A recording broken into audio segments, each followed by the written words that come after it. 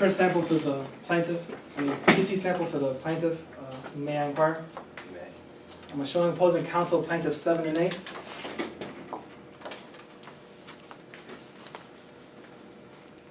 Question witness with the same. Thank you. Good afternoon, Doctors. DeRosa. Good afternoon. You recognize both of those documents to be the combination to the safe and the location in which the combination was stored. Yes, that does appear to be correct. They both appear to be a fair and accurate copy. Yes, sir. Your Honor, at this time, plaintiff moves to admit into evidence plaintiffs 7 and 8. No objections, Your Honor. So admitted.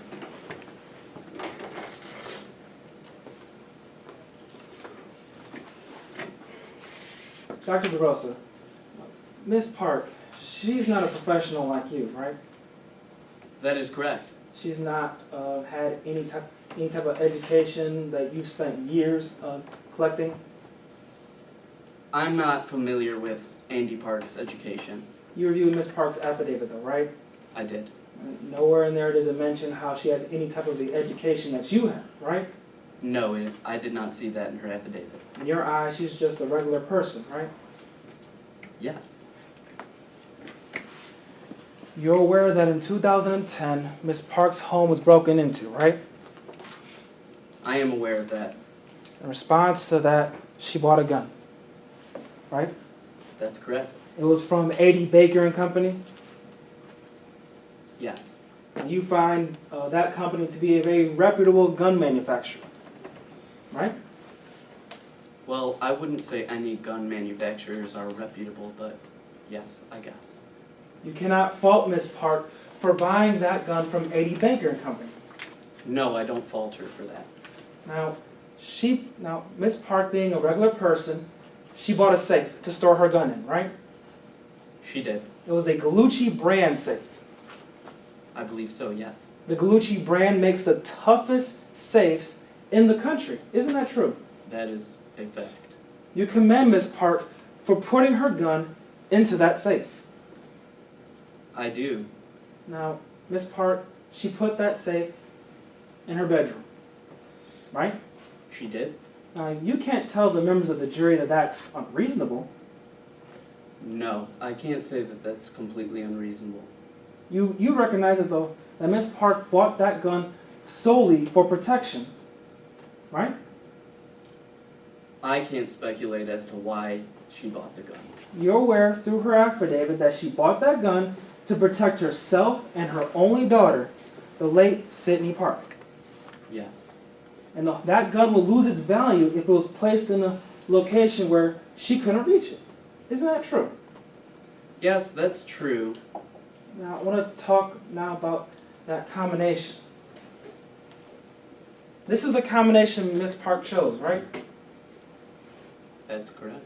Now, she took this combination and put it into a folder named For Emergencies Only. That's correct. Now, that folder was in amongst a variety of other folders, right? That is correct. I want to talk to you about the bullets about that gun. Now, you should never store the bullets with right next to a gun. Isn't that true? That is very true. Now, Ms. Park, she in fact stored her bullets in the garage. Yes, which is another reason that made me wonder why she would need to have the gun right next to her if the bullets are all the way in the garage. Your Honor, strike the latter portion of the witness's answer as non-responsive to the question. I asked him yes or no. Was the bullet stored in the garage? And he said yes.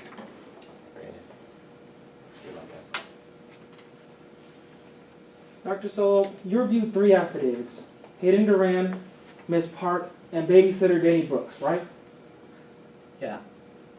From all 3 of these affidavits, it's clear that Jesse Duran was very interested in guns, right? Objection, Your Honor. This calls for speculation.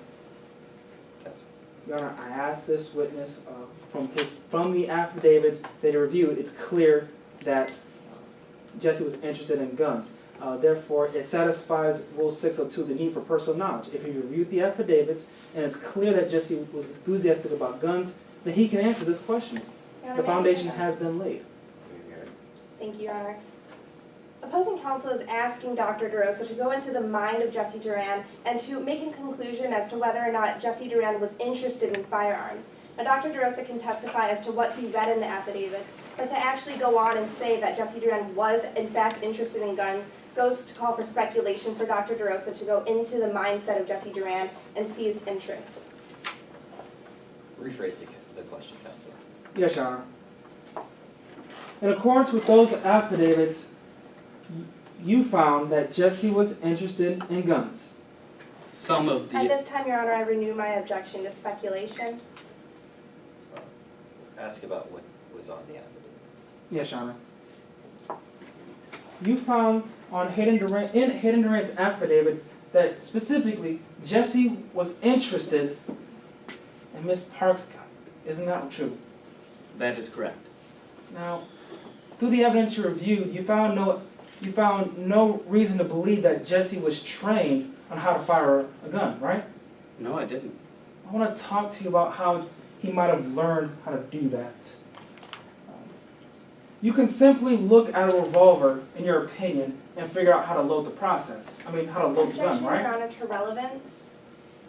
How Jesse Duran learned how to load a revolver doesn't make any fact in this case more or less likely. I think it's relevant.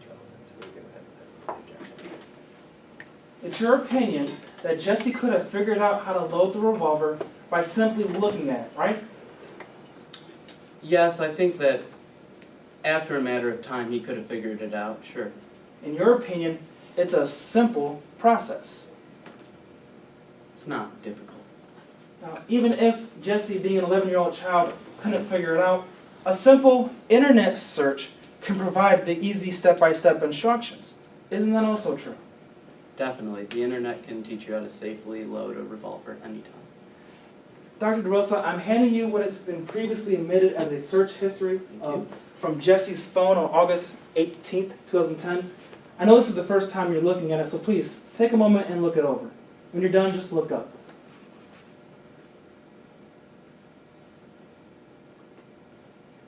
At 7:15 on August 18th, 2010, a Google search was made. How to load a revolver. Am I right?